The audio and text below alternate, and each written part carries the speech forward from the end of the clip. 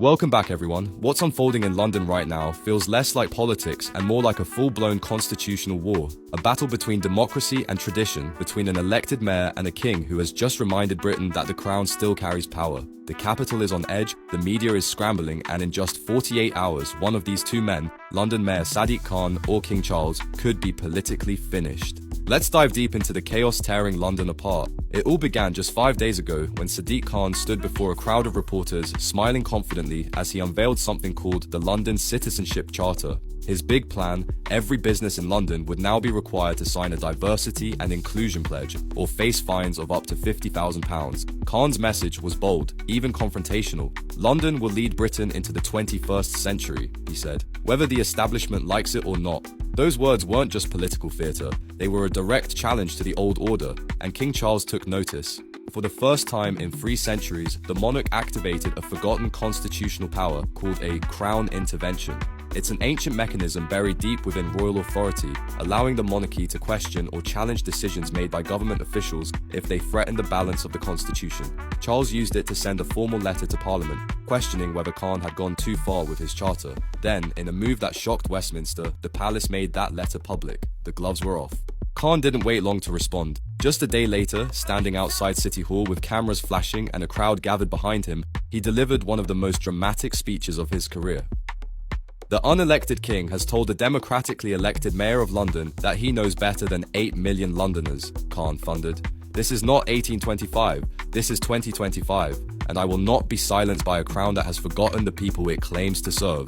The crowd erupted in applause, but inside Westminster, jaws dropped. 3 journalists at the event later reported seeing Khan's press secretary frantically trying to signal him to stop.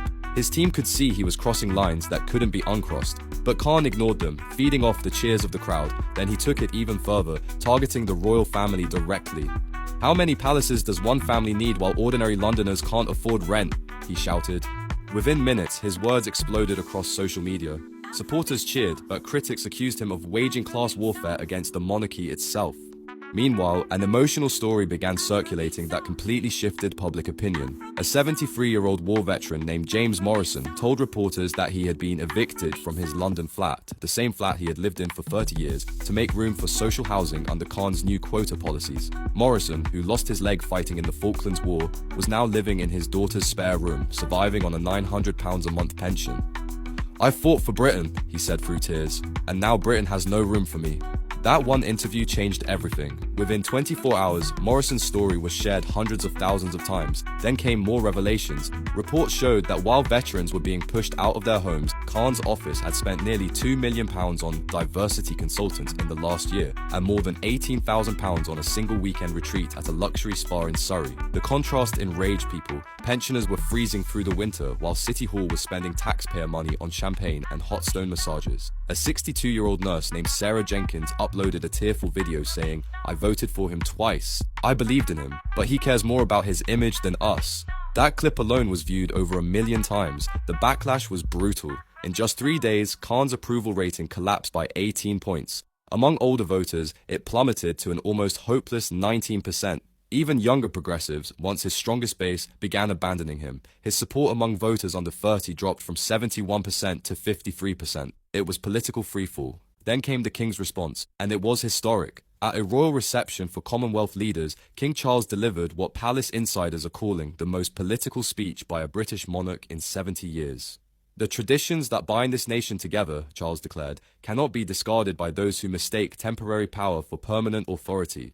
London belongs to all Britons, not to the ideological whims of any single mayor." The room went completely silent. Diplomats froze mid-conversation. Palace aides later admitted they had begged Charles not to say it, fearing political consequences, but he refused. Insiders say he personally rewrote the speech 3 times to make sure the message was crystal clear. Khan couldn't stay quiet. Just before midnight, he posted on X, formerly Twitter, "The Crown lectures me about tradition while protecting inherited wealth and privilege. I answer to Londoners, not palaces." It was a fiery statement, but just 17 minutes later, it vanished, deleted.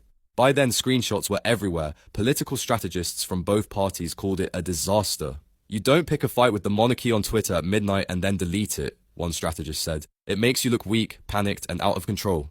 Then came the knockout blow, not from the palace, but from Khan's own side. Labour Party leader Keir Starmer released a statement distancing the party from Khan, saying, "The mayor's comments do not represent the Labour Party. It was the ultimate betrayal when